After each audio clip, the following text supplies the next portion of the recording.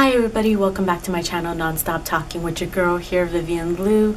Today we are doing another show thoughts. I said in Heart Signal Season 2 that the reason why I started show thoughts was because of the fact that in series wrap up I also wanted to talk about like television shows that I finished, but it was really difficult to use the series wrap up format to talk about television shows. I really did have a fun time talking about Heart Signal, so I've decided to continue on with like more of like Asian dramas or like Asian reality shows where it's usually just one season and it's easier to talk about in that sense. Recently I finished watching The King's Avatar 全自高, so I did start off doing episode reviews for this and that didn't work out, and then I thought about like combining the episodes together, but honestly I just wanted to watch the drama in its entirety. But I'm here now to talk about like my overall thoughts of the drama season 1 as a whole. Just real quick, this is a 40 episode Chinese drama that you can watch on Netflix, which is where I watched it. It's about a professional esports person named Ye Xiu. He kind of get forces out of the current team that he is in, but because he quote unquote retired, he has to like wait a whole year before he can like rejoin the game as a professional player. So within this year's time, he's kind of rebuilding himself, but mostly gets better at playing the game and also kind of creates a new team. I actually really like this drama. I'm pretty sure I'll give it a 4.5 out of 5. I will be talking about the drama as a whole, and there will be discussions about the final episode, so this will have spoilers. So if you don't want to be spoiled for this, you should leave here, watch it, and then come back and we can talk about the final episode together. But yeah, bye, I'll see you soon. So like I said, I really loved The King's Avatar. My only like small complaint, which I talked about in the episode reviews, is the fact that like I felt like the drama didn't really talk or like explain enough about how esports works in China, and I wish we got a little bit of that, because I feel like whenever dramas have like a kind of theme or topic, they do go into putting a little bit of like details and like explanation so the viewers can understand how that like world works. And I felt like with this drama they just kind of dumped you into the esports and like you kind of like pick things up here and there. And I mean, I did pick things up here and there, but I wish there was a bit more like explanation as to like how like the competition works, how like the team forming works. Like, so each team has like their professional playing team, and then they have the guild, which is like their like junior varsity, I guess. Like there's just so many things where I feel like I guess and I got from context, but I wish it was like explained like, hey, this is how esports in China works. But it wasn't such a big deal, like I said, because you do pick things up from context. And I wasn't like, my experience wasn't hindered. It was just that at times like I would just get like I would have a little bit of questions as to like the plot, because of the fact that like I wasn't fully understanding this esports in China world. I personally thought this drama was fantastic. It's probably, I would say, one of the best that I've seen this year, but that's not really saying a lot because I haven't really watched a lot of Asian dramas this year, first of all, and second of all, the year isn't over yet. Let's break down the cast, or the main cast at least, and see how I feel about them in that. So firstly, we have Ye Xiu, who is played by Yang Yang. I think he does a really good job with this character. I have to say that I feel that this character is kind of similar-ish to like previous characters that he has played. I don't think that's really such a big deal, but I do think that he like did this role well, but it's also because he's done roles similar to this well. Next we have the boss lady. Her name is Chen Guo. I didn't really care for her character much, I have to say. I especially didn't like it when, like, I think like during like the latter middle half, when she finds out Yeshio's identity, that he is her favorite like esports video game player for the game Glory. She has like this like fangirling like moment that lasts about 3 episodes, and personally I think the maybe it's like the actress, she's just not really able to pull off like that cute fangirl like stars and eyes like kind of emotion. It kind of felt like a little like cringy to me, and I didn't really like it. But overall, like, I really have nothing to say about the boss lady, because yeah, her character didn't really leave an impact on me, besides the fact that she made me cringe when she was like hardcore fangirling. Next we have Sumuchang and Tangro. I honestly thought these two girls, along with Yeshio, were going to make a love triangle, and shockingly there is no like romantic plot line in this whatsoever. There's like a little bit of a hint that like Old Man Wei like is interested in the boss lady, but he's like too drunk to confess or whatnot. I don't really mind. They could get together if they want. But what I really, really respect about this, because technically I feel like this drama can be considered in the idol category, right? 偶像剧. And to not have a romance like plot line, I think that's very brave. And I think it did the story well. I think it focused a lot more on the time of like playing the video game, which should be its like central theme. And I think because it focused on the video game playing, we also got a lot of like themes and messages that I think came through really well, such as with like, you know, the importance of teamwork and like never giving up. I don't know, I just really respect the fact that it didn't have a love triangle. There was no love line whatsoever, and I really, really like that. But back to the two girls real quick. Sumutan, I really loved her end, like her arc in this season, and I love that she's like back at like her rightful place, which is standing next to Yeshio as his partner. I think that was just really endearing. I kind of like the little bit of interaction that she had with the new tactician that enters the Excellent Era group. I kind of liked their interaction, and I was just kind of like, but yeah, I don't know why. Like, I obviously respect and love this drama for not having any like romantic plot lines, but like the romance like genre lover in me was just kind of like looking for it everywhere.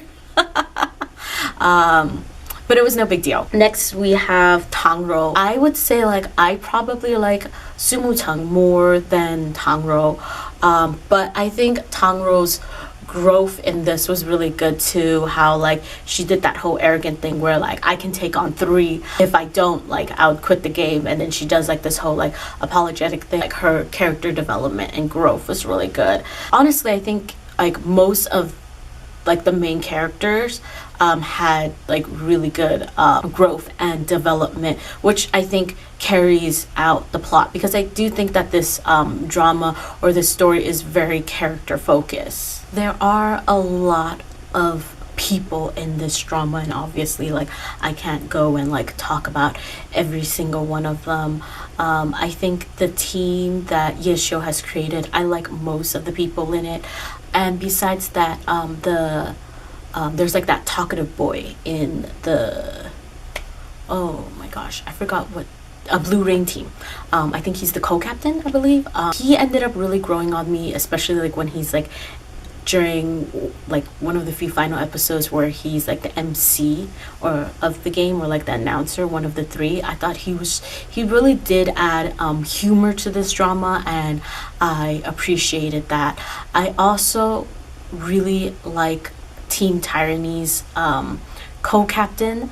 I was really upset that he was like only in like I think one episode briefly, and then he just kind of disappears. I don't know where he went. We do see like the captain of Team Tyranny, and when like they said he was just 1 year older than Shio, I was just like, really? Because he looks pretty old. Maybe it's like the muscle and the veins, but I really like his co-captain, and I hope that in season 2 we'll get to see more of his co-captain. I had this conversation with my aunt like when I finished the drama, because she watched it and finished it a bit earlier than I did, and I was telling her about how like I really liked that this drama was just kind of like a nice, like easy, relaxing watch, in the sense that it's not a lot of like there's no like one big bad villain, and there's not like a lot of like villainous acts like harming you or like you harming me, like that kind of drama. And I really liked it. You might think like because of the fact that there's no like villain character, that there's no plot, but like I said, this is a very like character like driven drama, and it's done very well.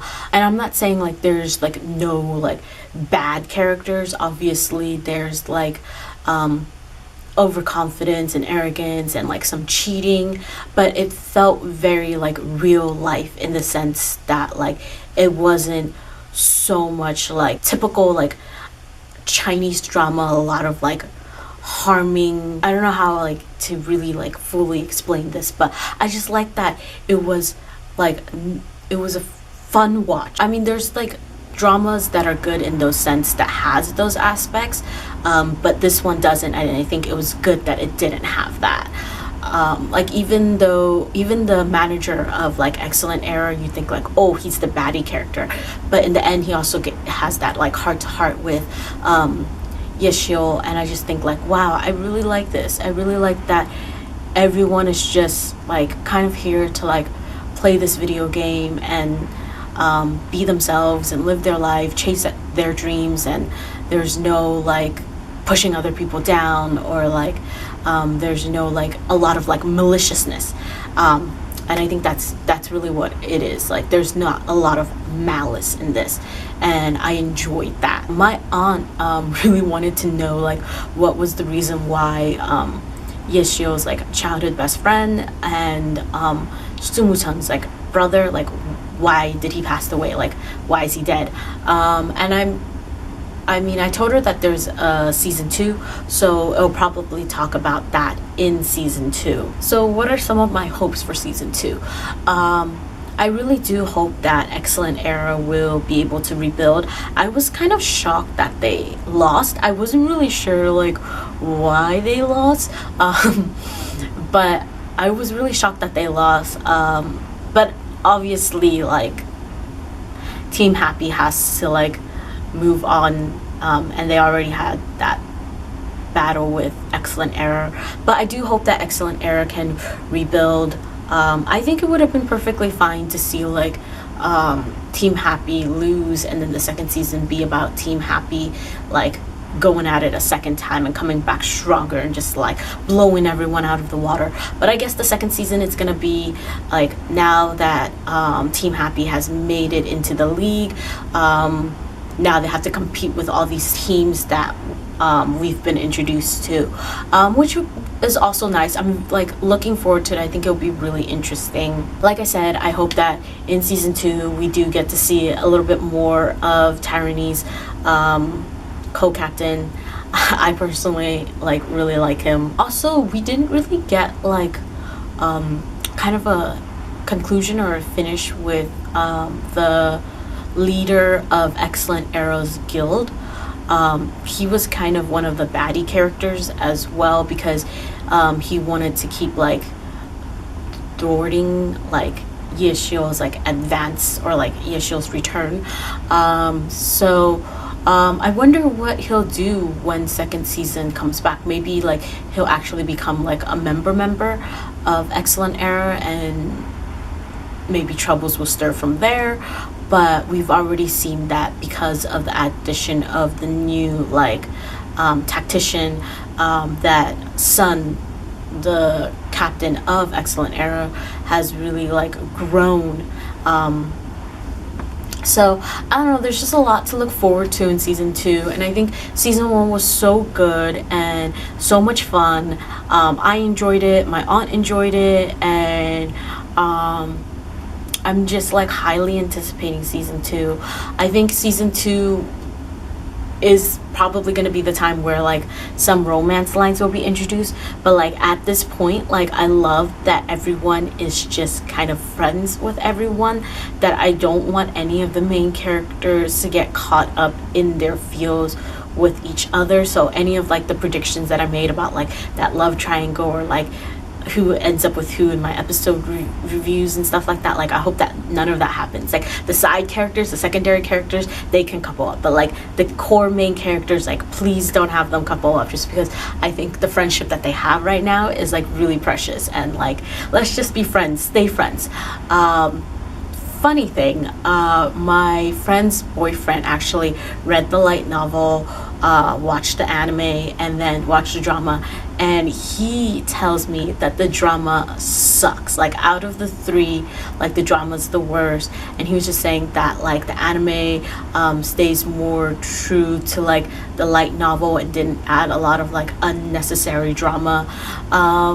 And I was just really shocked and kind of blown away that he said that, because this was like right like when I was like almost done with the drama, and like just like knowing that this was gonna be like a new favorite. So I kind of was thinking like maybe I should watch the anime, because right when I posted that I finished watching the drama, someone on my Facebook was like, oh yeah, this anime is really good, and I was like, oh, I actually watched the drama, not the anime. And he's like, what? There's a live action? And then I have 2 other friends in my real life who watched the anime and really love it, and they're waiting for the 2nd season. And so there's so much like people who like hype up the anime in like my life, that I'm like, oh, should I watch the anime? Should I? But I felt like I started with the drama, and like when you start with one medium, I tend to like just stick with one medium. So like if I'm waiting for the 2nd season, I don't want to like rewatch the storyline again in anime form, and then have to watch the 2nd season of the anime and the 2nd season of the drama. Like it's just too much for me. So right now I think that I will stick with the live action, aka the drama. I feel like I didn't say a lot of things that I've wanted to say in this review, because I do have episode reviews and I don't want to like constantly repeat. But I don't know if anyone's gonna watch the episode reviews because they're terrible. I keep making mistakes in them, but overall, like I just wanted to sum this up and say like this drama is really good in my opinion, but if you watch the anime, from what I know, you probably won't like this drama. But I think that it's a very character driven drama, where there's no romantic plot lines and there's no like big baddie, or there's no malice. So it's like a very easy, relaxing, fun drama to watch, and the character development, the character growth is really well done. And mainly, like I think one of the things that this drama does really well, that like I was like surprised by, is the animation. Like the video game animations in this was so good. It just looked, and like it looked like you could touch it. It looked like you could feel it. And I really like that. And I think when the animation was paired up with the music, some of them, like, they were just so well paired up and so well done that I was just like, I am amazed. Like, props. I would recommend that you watch The King's Avatar, Transit also, just because I personally thought the drama was really good, and I thought it was super duper entertaining, and I am so excited, or I'll be so excited when season 2 comes out. I think the material is really good, and I can see that it will have the potential to still like thoroughly entertain. And another thing that I really liked about this was that like even though you know that there's a season 2 coming out, and there's no, because like when I was to like the halfway point, I was like, this is a 40 episode drama. First of all, it doesn't feel long, which I think is amazing. Like 40 episodes is quite long, but it doesn't feel long. But once I got to the halfway point, I was like, there's no way that like this can all wrap everything up in 40 episodes. There's so much going on. And that's when I was like, yeah, there's a season 2, or I found out that there's a season 2. But season 1 still had like an ending. Like it still had like this pause point where you're like, okay, the season did wrap up. And now I'm excited to see what will happen in the next storyline for season 2. And I think that like deserves like props as well. In conclusion, I love The King's Avatar. Outro time. Like, comment, subscribe. See you in my next video whenever that is. Bye.